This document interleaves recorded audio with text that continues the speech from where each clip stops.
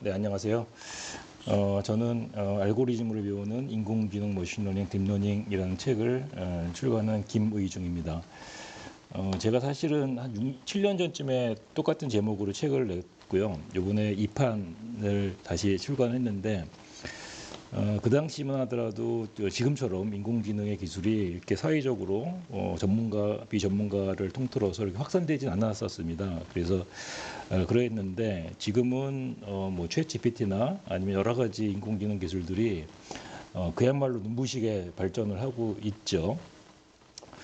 또 한편으로는 제가 이 책을 냈을 때 이 내용들이 사실은 그렇게 포괄적인 인공지능 머신러닝을 포함하지는 않았습니다. 그래서 그 당시 제 1판 책을 가지고 강의를 많이 하면서 이 수강생들로부터 받은 여러 가지 애로사항들, 질문들 이런 것들을 다시 한번 좀 체계화하고 그 다음에 한 권으로 사실은 모든 걸 알 수는 없겠지만 최대한 많은 내용을 다룰 수 있도록 다시 한번 그 개정판을 만들었고요.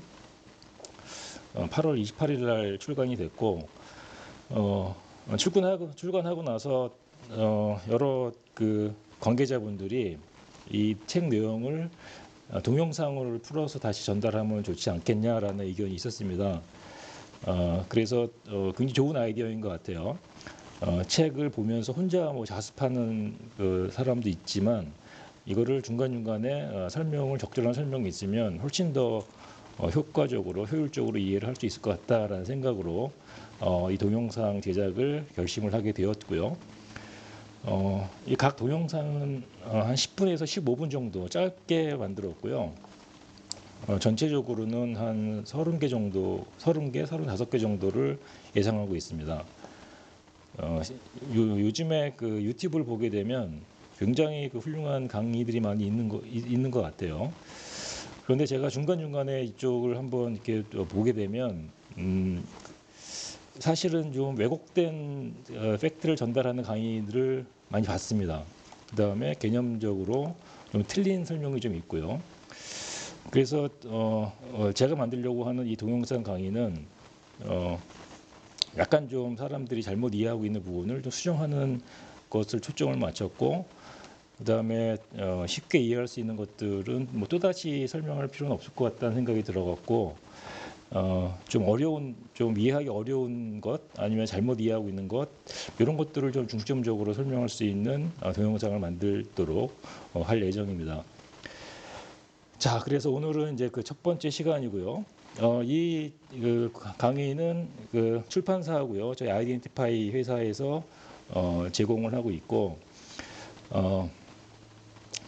중간중간에 저희가 예제를 한번 같이 풀어볼 생각입니다. 그래서 파이썬으로 물론 돼 있고 그다음에 예제를 풀 수 있는 플랫폼은 이제 콜랩이라는 플랫폼을 써서 같이 푸는 시간을 갖도록 하겠습니다.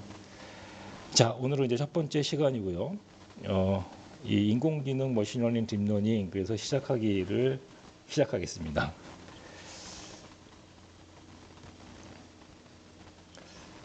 제가 설명드릴 내용은 이 인공지능에 대해서 다시 한번 생각을 좀 해보겠습니다. 그래서 지능이라는 게 어떤 건지, 그 다음에 지능이라는 것은 그 사람의 지능이나 아니면 여러 가지 생물학적 지능을 포함하고 있는 거죠. 이런 지능하고 그 다음에 컴퓨터가 가지고 있는 인공지능의 차이점은 어떤 것이 있는지 그래서 설명을 드리고 그 다음에 인공지능에서 가장 핵심이라고 하는 학습이라는 거죠. 지능이라는 것은 여러 가지 분야가 있는데 그 중에서 가장 중요한 부분이 바로 학습이다라고 저는 정의를 내리고 있습니다. 그래서 인공지능의 핵심이 학습이기 때문에 곧 머신러닝이 되겠죠. 이 머신러닝이라는 것이 인공지능의 핵심이다라고 일단 정의를 내리고 이 강의는 사실은 인공지능은 이제 여러 가지 이 기본적이고 이 펀더멘털한 인공지능 설명을 좀 드리고 대부분의 강의 내용은 머신러닝에 대해서 집중적으로 설명을 드릴 겁니다. 자, 그래서 이 머신러닝이라는 것을 배울 텐데요. 이 머신러닝은 사실은 이 컴퓨터 프로그램이죠. 한마디로 컴퓨터가 뭔가 임무를 완수할 수 있는 그런 프로그램을 만드는 것인데 따라서 이 프로그램을 만들기 위해서는 여러 가지 뭐 처리 방법이나 그다음에 컴퓨터 기법들 이런 것도 있지만 가장 우리가 하고자 하는 그 임무를 처리할 수 있도록 뭔가 구현한다는 것, 임플리멘테이션 한다는 것에 필요한 것은 이 통계학적인 방법, 수학적인 그러한 이론적인 근거입니다. 그래서 이런 수학적인 개념을 외면하고 사실은 머신러닝을 바라보게 되면 사실은 이제 한계가 있습니다. 그래서 저는 이 시간을 빌어서 가장 핵심적인 수학적인 개념들을 좀 쉽게 설명을 드리는 시간을 갖도록 할 거고요. 많지 않습니다. 요 정도의 수학적인 개념을 알게 되면 전반적인 머신러닝을 충분히 이해할 수 있는데 어려움이 없다라는 말씀을 드리고요. 그 다음에는 이제 모델이라는 것을 설명을 드릴 텐데 우리가 모델이라는 말을 많이 쓰죠. 무슨 모델, 무슨 모델. 그랬을 때 모델이라고 하게 되면 사실은 저희가 추상적으로 이렇게 머릿속에 각자 그림을 그리고 있는데 구체적으로 어떤 건지라는 것이 사실은 이게 좀 이 구체적인 형성화가 안 돼 있습니다. 그래서 이 시간을 빌어서 우리가 모델이라는 것이 뭐다라고 구체화하고 그 다음에 인공지능에서 다루고 있는 두 가지 모델, 학습 모델하고 추론 모델에 대해서 설명을 드릴 텐데 이 과정은 사실 학습 모델이 중심입니다. 학습 모델에 대해서 대부분 시간을 할애할 것이고요. 물론 추론 모델도 간단히 설명을 드리겠습니다. 그리고 학습 모델이 학습하는 방법 이 세 가지가 있는데 지도학습, 그다음에 비지도학습, 강화학습에 대해서 설명을 드리고 마찬가지로 이 지도학습, 비지도학습, 강화학습에 해당되는 모델들, 학습 모델들을 여러 가지가 있는데 그 모델들을 설명을 드리도록 하겠습니다. 몇 가지에 대해서는 제가 파이썬 코드를 가지고 같이 콜랩이라고 하는 플랫폼 상에서 같이 예제를 풀어보는 시간을 또 갖도록 하겠습니다.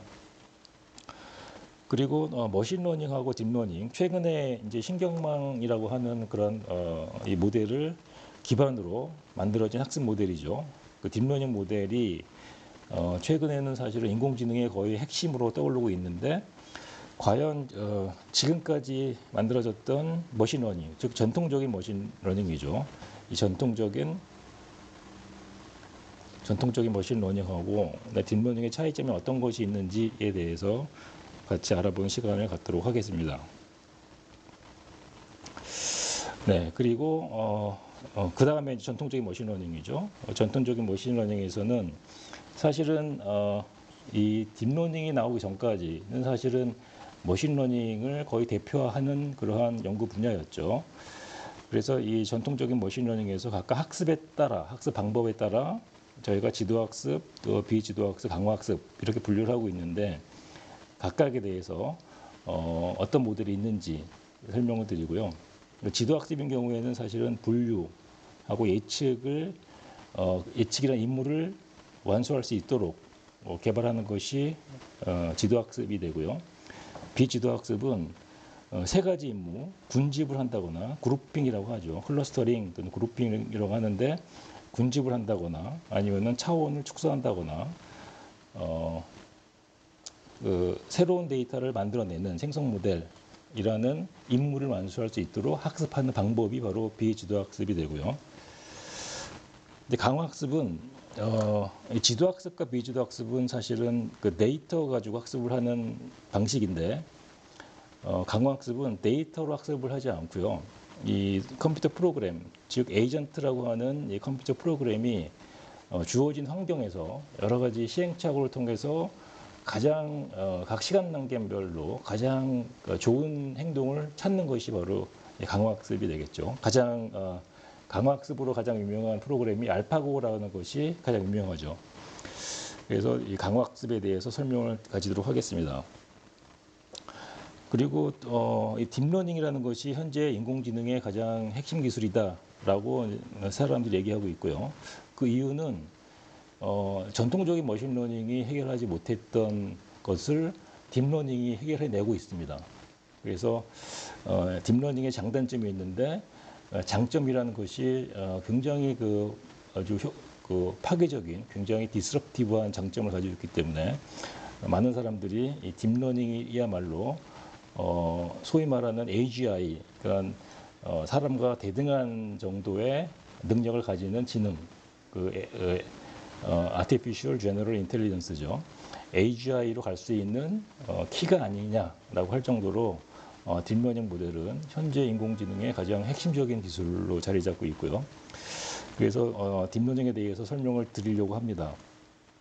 딥러닝은 인공신경망을 기반으로 하죠.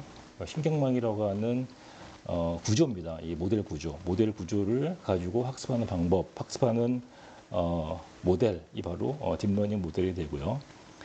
그래서 딥러닝 모델은 사실은 이게 뭐 최근에 그 뭐 알파고나 아니면은 뭐 자율주행 자동차 이런 데 쓰였기 때문에 이 딥러닝 모델은 그야말로 최신 기술이다라고 하실 수가 있는데 그렇지 않아요. 딥러닝 모델은 1943년인가요? 43년부터 시작이 됐습니다. 이 TLG라고 하는 그러한 모델인데요. 굉장히 그 역사와 전통을 자랑하고 있는 오래된 기술이에요. 이것이 해마다 이 발전과 발전을 거듭해서 지금의 딥러닝 모델이 되었죠. 그래서 딥러닝 모델 관련된 여러 가지 과거부터 지금까지 개발된 모델들 설명을 드릴 거고요. 그 다음에 사실은 1970년대, 60년대, 70년대 소위 말하는 그 인공지능의 겨울, 첫 번째 인공지능 겨울이 있었죠. 이때는 사실은 여러 가지 원인 때문에 인공지능에 대해서 열기가 식었고 그다음에 사람들이 투자를 안 했던 시기가 있었는데 이 신경망 모델에서는 사실은 이 여러 개를 쌓다 보면은 학습이 안 된다라는 그런 연구를 냈었습니다. XOR 문제라고 하죠. Exclusive OR 문제라고 하는데 이 XOR 문제 때문에 사실은 70년대에 인공신경망을 기반으로 하고 있는 학습 모델은 사실은 이 자취를 감췄죠. 유일하게 캐나다에서만 지속적으로 연구를 했었고 사실은 이렇게 딥러닝, 그러니까 여러 개의 신경망을 겹겹이 쌓을 수 있도록 만들어 줄 수 있는 딥러닝 모델이 지금까지 발전이 됐던 이유는 바로 에러의 역전파라고 하는 학습 방식입니다. 이 학습 방식에 대해서 간단히 설명을 드리기로 하고요. 그리고 여러 가지 데이터, 그다음에 여러 가지 임무에 따라서 물론 딥러닝 모델도 우리가 지도학습 또는 뭐 비지도학습 또는 강화학습으로 학습한 방식에 따라서 분류할 수 있는데 딥러닝의 경우에는 이 다루고자 하는 데이터의 형태, 그다음에 딥러닝 모델이 수행할 임무에 따라서 구조적으로 다루는 것이 약간 설명하기가 쉽습니다. 그래서 딥러닝 모델인 경우에는 지도학습, 비지도학습, 강화학습으로 나누어서 설명하지 않고 데이터의 형태, 그다음에 딥러닝 모델이 수행할 임무를 기준으로 분류를 해서 설명을 드리고자 합니다. 그래서 MLP인 경우에는 그 벡터 형태, 데이터가 벡터로 되어 있는 데이터를 다루는데 굉장히 탁월한 모델이 되고요. 그 CNN이라는 모델은 데이터가 이미지일 때 굉장히 효과적으로 데이터를 잘 분석하고 예측하는 그 기능을 보여줍니다. RNN인 경우에는 이제 순차적인 데이터, 예를 들면 뭐 시계열 데이터, 자연어 뭐 이런 것들을 분석할 때 굉장히 탁월한 성능을 보여주고 있고요. LSTM이나 GRU가 바로 RNN에 속하죠. 최근에 나왔던 그 트랜스포머는 지금 챗 GPT나 지금까지 2023년 8월 9월 달까지 현재 나와 있는 모든 언어 모델, 즉 사람이 다루는 자연어를 다루는 학습 모델이죠. 언어 모델의 기본적인 백본 모델이 됩니다. 트랜스포머 설명을 드리고 그 다음에 여러분이 궁금해하시는 챗 GPT의 핵심 구조죠. 그 GPT에 대해 설명을 드리도록 하겠습니다.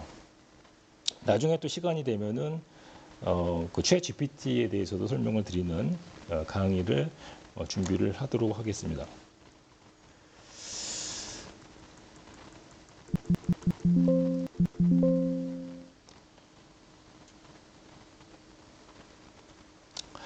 네, 제가 출간했던 이 책에는 말이죠. 보니까 몇 가지 오탈자가 좀 있어서 오탈자는 제가 발견하거나 아니면 독자들로부터 오탈자를 발견하게 되면 GitHub에 GitHub의 GitHub My Myriad Space라는 곳에 알고리즘, AI, 머신러닝, 딥러닝이라는 폴더에 제가 오탈자가 발견되는 대로 수정 업데이트하고 있습니다. 여기서 보시고 나서 오탈자를 참조하시면 좋을 것 같고요. 그다음에 앞으로 저희가 여러 가지 모델에 대해서 같이 실습을 해볼 텐데 이 그 실습 예제들은 여기 보시는 GitHub 초키 072로 렉처라는 폴더에 저장이 되어 있습니다. 그래서 여러분들이 직접 구글링해서 이걸 들어가서 이 여러 가지 그 샘플 예제들을 가져오실 수 있고요. 제가 이 예를 들면 특정한 모델에 관련된 영상을 만들 때 그 영상 밑에다가 예제를 같이 링크를 걸어 놓도록 하겠습니다. 그래서 여러분들이 그 링크를 클릭하시게 되면 여러분 사이트로 카피가 될 수 있도록 이렇게 편집을 하도록 할 예정이고요. 그 다음에 질문이나 아니면은 뭐 이러이러한 것의 내용을 좀 더 보강을 좀 했으면 좋겠다라고 있는 요청사항 있으시면 그 myriadspace@gmail.com으로 보내주시면 활용을 하도록 하겠습니다. 네, 저희가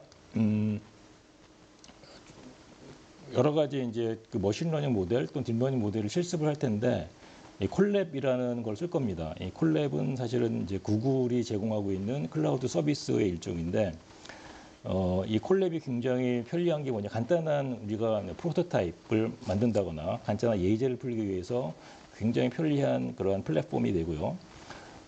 제가 알기로는 아마 전 세계 모든 대학교, 그다음에 뭐 학원 이런 데서 이 실습을 할 때 콜랩을 쓰는 걸로 알고 있습니다. 그 버클리 대학교도 이제 콜랩을 쓰고 있고 스탠포드 대학에서도 콜랩을 쓰고 있어요. 강의를 할 때 예제를 풀기 위해서는 이제 콜랩을 써서 예제를 같이 풀어보는데 콜랩이 얼만큼 편리하냐면 이 보시는 것처럼 구글 드라이브, 콜랩이라는 건 구글 서비스, 구글 클라우드 서비스니까 구글이 제공하고 있는 100기가 정도의 무료 드라이브가 있죠. 여기에 파일을 새롭게 파일을 생성한다거나 또는 여기에 있던 파일을 콜랩을 읽는다거나 할 때 사용할 수가 있고, 또는 이제 제가 만들어 놓은 GitHub에 있는 예제들 아니면은 제3자가 만들어 놓은 예제들에 있는 예제들을 바로 콜랩으로 카피할 수가 있습니다. 굉장히 편리한 플랫폼이 되고요. 그래서 이 콜랩을 가지고 간단하게 사용하는 방법을 한번 알아보도록 하겠습니다. 네, 자, 이번 시간에는 이제 콜랩을 사용하는 방법에 대해서 설명을 드리고자 합니다. 콜랩이라는 것은 구글이 제공하고 있는 클라우드 서비스이기 때문에 여러분들이 구글 어카운트를 가지고 계시면 되는데 이미 그 지메일 어카운트가 있으신 분들은 이미 구글 서비스를 쓸 수 있는 어카운트가 있는 셈이 되고요. 만약에 지메일 어카운트가 없으신 분들은 지메일을 신청하시면 됩니다. 지메일 어카운트가 있다는 가정하에 구글 서비스를 이제 로그인할 텐데 구글 서비스다 보니까 아무래도 구글이 만들어 놓은 웹브라우저이죠. 크롬 웹브라우저를 쓰시게 되면 상당히 편리합니다.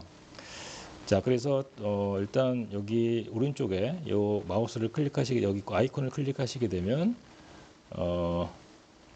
이 로그인 하라는 게 나올 겁니다. 로그인 하게 되면 여러분 구글 이메일 어카운트가 되겠죠. 이메일 어카운트를 타입을 하시고요. 그 다음에 패스워드를 입력하시면 됩니다. 자, 그러면은 구글 클라우드 서비스에 로그인한 상태가 되고요. 그러면 이러한 아이콘이 생겼다는 얘기는 이미 이제 구글 서비스에 로그인했다라는 그러한 상태가 되는 것을 알려주고 있고요. 여기 있는 걸 클릭하게 되면 이제 구글이 제공하고 있는 서비스가 되겠죠. 뭐 지메일이나 아니면 드라이브 이런 가지가 있는데 저희가 가장 많이 쓰고 있는 구글 서비스는 구글 드라이브죠. 구글 드라이브에 있는 데이터를 가지고 읽거나 아니면은 우리가 이 분석한 데이터를 이 드라이브에 쓰거나 할 때 구글 드라이브를 연동할 수가 있습니다. 자, 이 상태에서 콜랩을 쓰기 위해서는 이제 콜랩을 여러분들이 직접 타입하신 다음에 콜랩에 로그인할 수가 있고요. 그러면은 이제 콜랩을 쓸 수 있는 환경이 되는 거죠. 또는 콜랩을 막바로 입력하게 되면 여러분들이 뭐 파일을 새롭게 만들거나 새로운 노트를 만들거나 아니면은 여러분들이 새로운 노트를 만들거나 아니면은 여러분들이 이미 만들어놨던 노트를 열거나 이렇게 열 수가 있습니다. 이런 노트를 열 수가 있고, 또는 이 GitHub에 들어가셔갖고 쭉 여러 가지 개발된 코드를 보시다가 그 GitHub에 있는 코드를 여러분 콜랩으로 카피하실 수도 있습니다. 저희가 하려고 하는 방식은 이 초키071라고 하는 제가 만들어 놓은 GitHub 사이트에 예제를 여러분 콜랩으로 카피하는 방법을 쓸 거기 때문에 구글에서 초키071호를 치시게 되면 렉처라고 되어 있습니다. 렉처를 클릭하시게 되면 앞으로 저희가 다룰 여러 가지 예제 코드들이 쭉 이미 업로드가 되어 있는 상태입니다. 자, 그 중에서 하나를 클릭하게 되면 여기 버튼 보이시죠? 오픈 인 콜랩을 클릭하시게 되면 제 GitHub 사이트에 있는 이 파이썬 코드가 여러분 콜랩 어카운트로 자동적으로 카피가 됩니다. 보시는 것처럼 이렇게 카피가 되고요. 자, 이 콜랩이라는 것은 사실은 그 주피터 노트북이라고 하는 주피터 노트북이라고 하는 일종의 개발 환경이죠. 개발 환경. 에디팅하고 실행하고 하는 그 주피터 노트북이라고 하는 이 개발 환경을 고스란히 외부로 구현한 것입니다. 그래서 이 주피터 노트북이라는 것은 어떻게 되어 있냐면 인터랙티브 파이썬 프로젝트에서 시작이 된 건데, 인터랙티브 파이썬, 즉 뭐냐면 우리가 파이썬 코드를 짜게 되면 라인 1부터 라인 끝까지 한 번에 왕창 실행시키는데, 이 주피터 노트북이라는 거는 셀이라고 하는, 여기 바로 하나 셀이 되겠죠. 이 셀 안에다가 뭐 라인 하나가 됐건 라인 두 개가 됐건 몇 가지 명령을 치고 나서 이 셀만을 실행할 수가 있습니다. 그래서 우리가 라인 바이 라인 디버깅 할 때 굉장히 편리하죠. 많은 사람들이 이 프로토타입을 만들거나 몇 가지 실습을 하거나 아니면은 내 생각 컨셉을 검증할 수 있는 코드를 만들 때 많이 쓰고 있는 방법이 됩니다. 자, 그러면 이 셀을 실행시킬 수 있는 방법은 여기 나와 있는 요 화살표 아이콘을 클릭하셔도 되고요. 보시는 것처럼 컨트롤 엔터를 동시에 누르셔도 되고, 또는 그 쉬프트 엔터를 동시에 누르셔도 됩니다. 이걸 클릭하시게 되면 무시하고 계속하기, 그러면 여기 있는 셀이 실행이 되는 것이죠. 그 다음에 만약에 새로운 셀을 만들고 싶다 하게 되면 그 플러스 코드 요거를 클릭하시게 되면 새로운 코드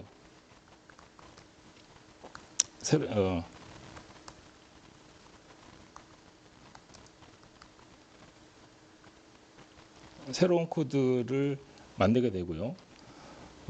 플러스 텍스트 하게 되면 이건 뭐냐면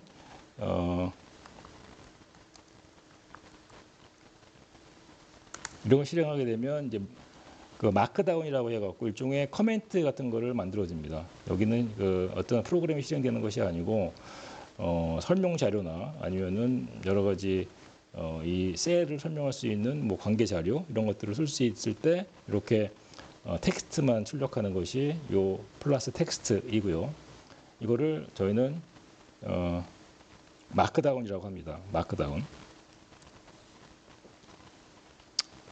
요 텍스트를 마크다운이라고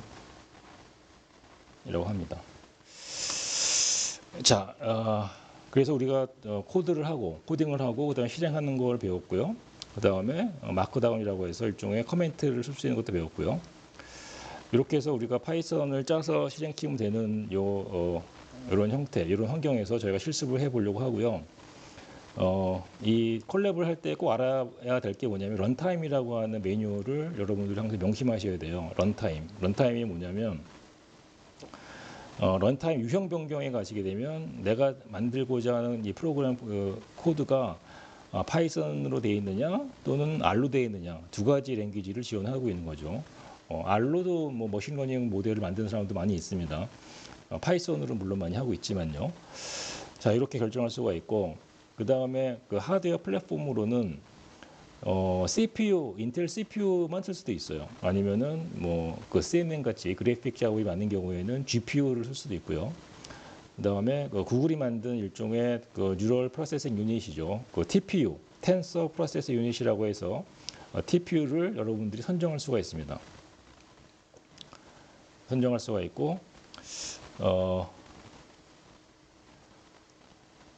그 다음에 여러분들이 꼭 기억하셔야 될 게 뭐냐면 요 폴더 아이콘이죠. 폴더 아이콘을 클릭하시게 되면 여기에 여러분들이 읽고자 하고 그러니까 파일을 읽고자 하는 것 또는 쓰고자 하는 것들을 선정하실 수가 있는데 아까 제가 설명드린 것처럼 콜랩은 그 구글 드라이브하고 굉장히 잘 연동되게 돼 있다라고 설명드렸었죠. 여기 있는 요 아이콘이 바로 요게 바로 구글 드라이브 아이콘입니다. 그래서 이 구글 드라이브에 연동하시고자 한다면 이거를 클릭하시면 돼요. 그래서 요거를 클릭하시게 되면 구글 드라이브를 마운트 하겠느냐 물어보는 거죠. 그러면 여기 있는 요 그 실행 파일이 뜹니다. 요거를 실행하시게 되면 구글 드라이브 연결하겠습니다라고 대답하시게 되면 이런 모양이 나오죠. 그래서 내가 쓰려는 계정의 주인을 물어봐요. 그래서 나는 이 계정의 주인이다 라고 물어보게 되면 이 구글 드라이브에 접속을 허용하겠느냐 물어보게 되겠죠. 허용한다 하게 되면 이제 구글 드라이브에 접속을 할 수가 있습니다.